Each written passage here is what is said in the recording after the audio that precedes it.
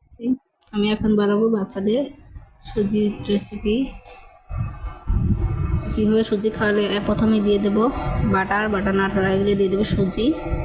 এবার সুজি দেওয়ার পর কিছুক্ষণ নাড়াচাড়া করতে হবে। নাড়াচাড়া করে যখন বাদামি কালার আসবে তখন তার ভিতরে দুধ দিয়ে দিতে হবে। এই দেখুন বাদামি কালার হয়ে গিয়েছে। এখন আমি এর ভিতরে দুধ অ্যাড করলাম।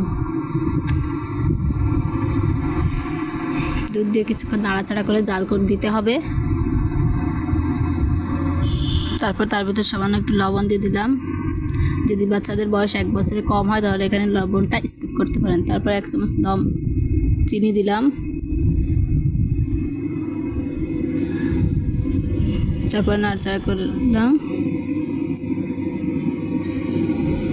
1 বছরের কম বাচ্চাদের জন্য আপনার চিনিটাও স্কিপ করতে পারেন। আমার বাচ্চার বয়স 1 বছর বেশি, তাই আমি এখানে চিনি দিয়ে অ্যাড করেছি।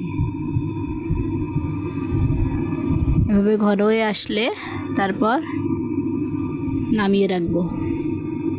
এবার এর ভিতরে বাদাম গুঁড়ো অ্যাড করলাম। বাদামে প্রচুর পরিমাণে প্রোটিন আছে, যা ব্রেন ডেভেলপমেন্ট করতে সাহায্য করে বাচ্চাদের